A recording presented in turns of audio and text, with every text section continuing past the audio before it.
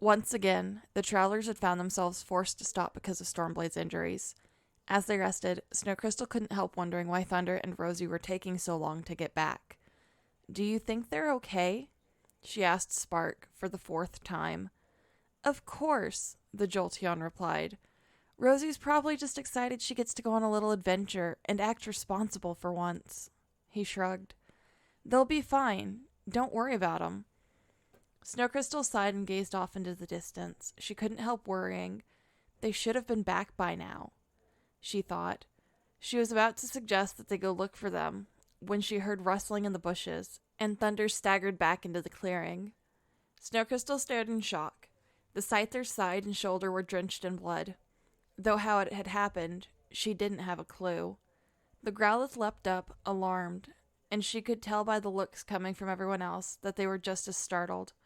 Using his own blades for support, Stormblade limped over to her, seeming to know what had injured her.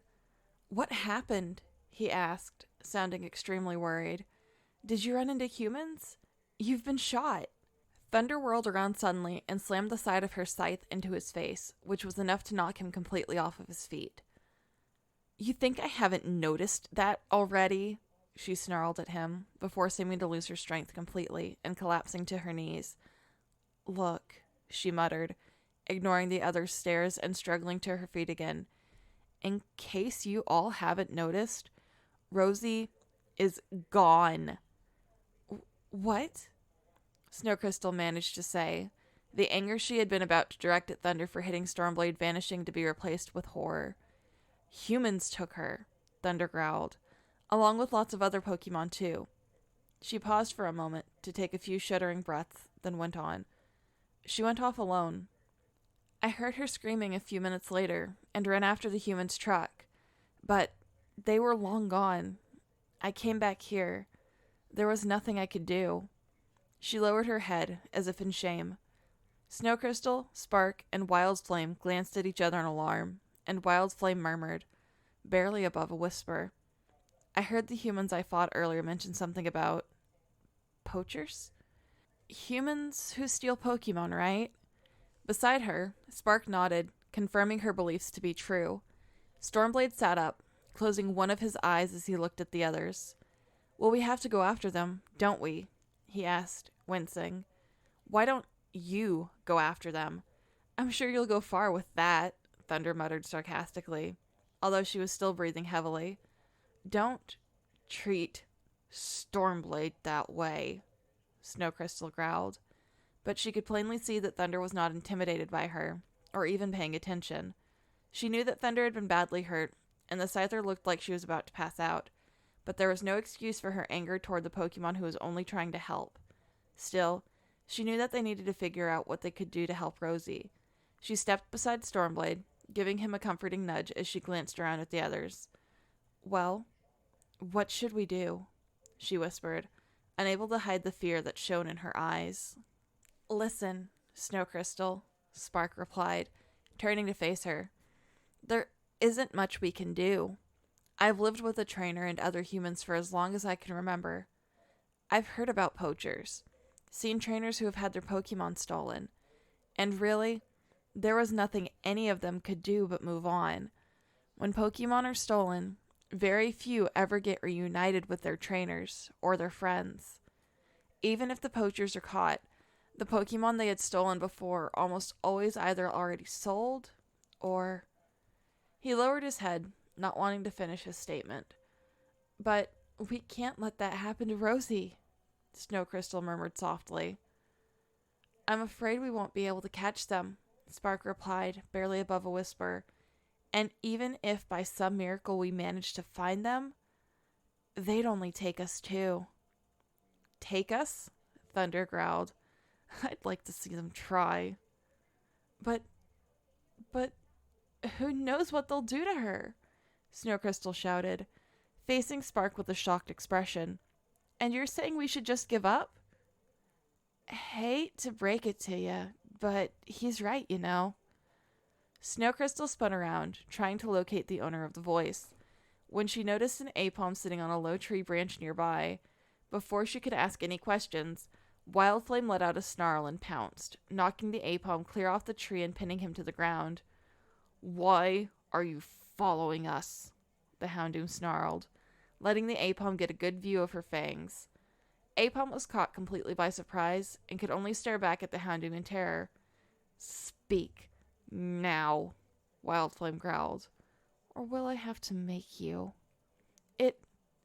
It was just," Apom stammered.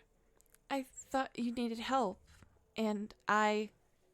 "Help?" Wildflame scoffed. "If you wanted to help, can you explain why you tried to lead those humans to us?" "Wildflame," Snowcrystal whispered, not liking the way she was treating the Apom, enemy or not. "Stay out of this," Wildflame snapped at her. "Okay," Apom continued, seeming to have overcome some of his shock. "I went to get my trainer, Katie, and her friend, because I found your friend, the Scyther, injured, and I knew they could help." "They attacked me," Wildflame growled.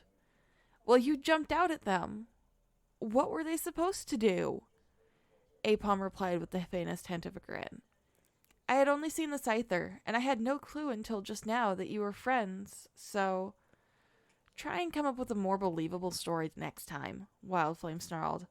"That is, if there is a next time. I'm not going to just let you go so you can run straight back to the humans." "Wait!" Snowcrystal cried before turning to the Apom. "Maybe you can help us. That is, you can tell us what you know about these poachers." "Nothing you don't know," Apom replied, and Wildflame pricked his shoulders with her claws, silencing him. "Oh, so you were spying on us, huh?"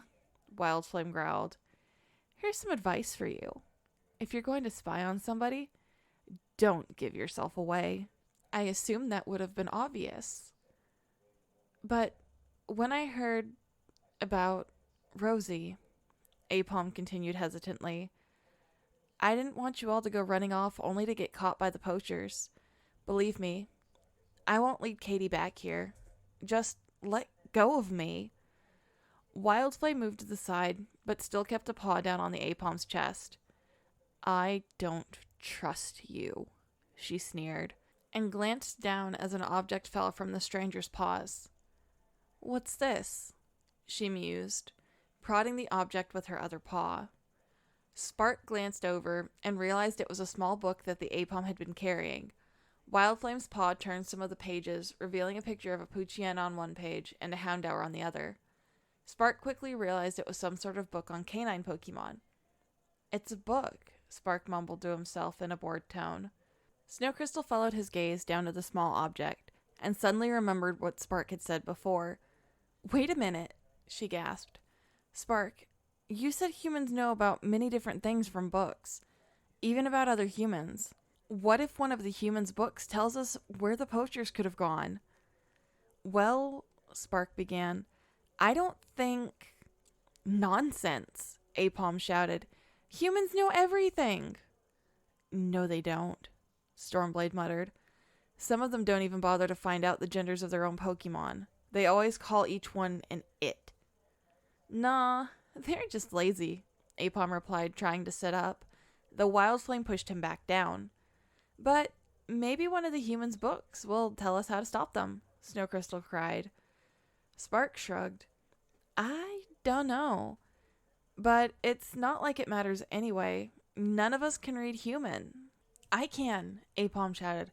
"I can read human. My trainer taught me. Just spare my life, and I'll..." "Oh, really?" Wildflame growled, pushing the book toward Apom with her paw. "Read this then, Apom. Tell me what these markings mean." Okay, he replied. "But don't call me Apom. Katie calls me Apom. No one else calls me Apom. My name is Sid." "Shut up and tell us what it means." "Apom," Wildflame growled. "There's no need to be mean," Snowcrystal whispered, but the Houndoom ignored her. Thunder watched the others from where she lay, not wanting any of this arguing to go on any longer. She just wanted to rest and to be alone for a while. though she had to admit that leaving the group would not be a wise decision when she was in such an awful condition. Laying her head down on the grass warily, she continued to watch them. Sid picked up the book, opening it to a random page. Okay. Once upon a time, there was a Pucciana. See? Pucciana. He held up the book, pointing to the picture. And, he was standing there, waiting for... Wild Flame swatted the book away. You can't read it, she growled. I can. Sort of. Just not very well, he protested. But my trainer can read. I can find a book about whatever you want, and she can read it to me. And I can tell you what it says. There won't be a book that tells us where the poachers are, Spark shouted. Well, maybe not, but you can learn more about them, Sid replied. All the better if you ever want to find them. And there are books about everything, even about healing herbs that you can find in the forests and plains. He aimed his last statement particularly at Stormblade. Wildflame was about to reply when Snowcrystal stepped up to the Apom. I have an idea, she told the others.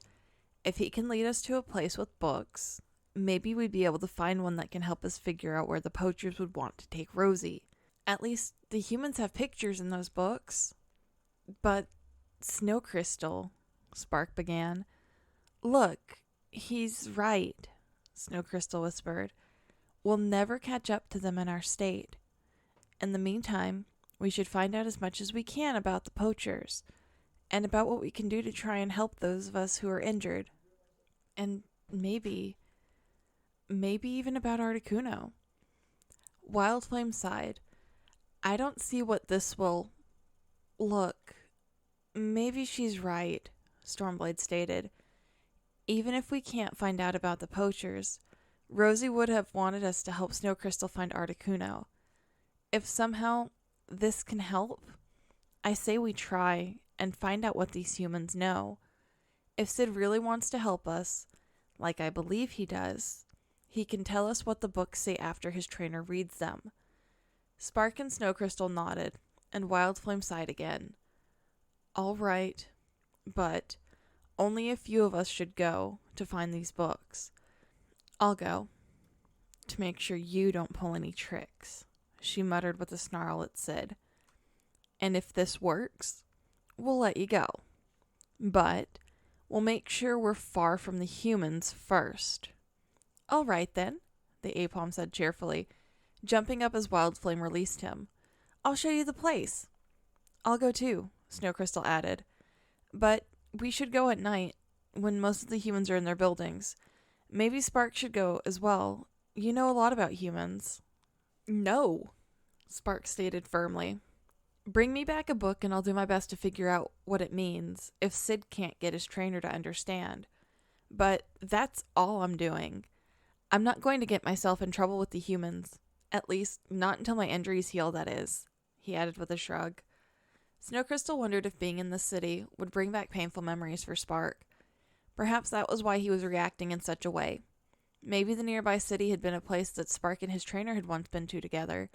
She decided not to mention her theory to him. Fine, Wildflame growled. We'll leave you here. Once night falls, the three of us will go to this place. As Sid started to climb a tree, Wildflame stamped down her paw on his tail. And remember, I'll be right by you the whole time. Any tricks, and you'll regret it. Don't worry, the Apom reassured her. No tricks. Rosie lay shivering on the cage floor in the back of the human's truck, too exhausted to call for help anymore. Many of the other Pokemon were still silently crying, and occasionally calling out to someone far away. Rosie blew a small ember near the bars of the cage, trying to warm herself up. It was now getting close to evening, and a few other Pokemon had been found caught in cages and thrown into the truck. Rosie sighed, watching the small ember fade away. If only my ember was hot enough to melt the bars. Maybe if I knew flamethrower. Her thoughts were interrupted by the sound of something tapping against the side of her cage. She turned and looked to see the teddy ursa she had seen caught in the net, looking through the bars at her. Huh? What? She mumbled, confused. You tried to save me, he whispered in a childlike voice. Thank you. Rosie stared for a moment. She realized that this Pokemon was very young, quite younger than her. She thought back to what had happened, but only remembered following the sound of his cries for help and seeing him in the clearing. You're welcome, she stammered, turning her back toward him as she stared off into the distance. Were you friends with that Scyther? He asked, and Rosie merely shrugged in response. Why did she... Look, Rosie replied. Just stop talking to me, okay? The Teddy Ursa was silent for a moment, then replied, If we work together, maybe we can escape. Rosie sighed. How? She muttered darkly. When the humans open the cage, we can run away really fast, the Teddy Ursa replied, enthusiasm alight in his innocent eyes. That won't work, Rosie snapped. The humans would know we'd try to do that and have a way to stop us. Oh, never mind. She slumped down against the side of the cage, trying to push the awful thoughts from her mind, of the poachers, all the captured Pokemon, Thunder being shot. Was Thunder even alive? What are they going to do to us? The Teddy Ursa's voice interrupted her thoughts, now sounding scared again. She glanced back at him and realized that he looked so naive and confused, with no real idea of the true horrors these humans could possibly put him through. I don't know, Rosie admitted, shaking her head and curling up against the side of her cage as the truck drove on. I really don't know.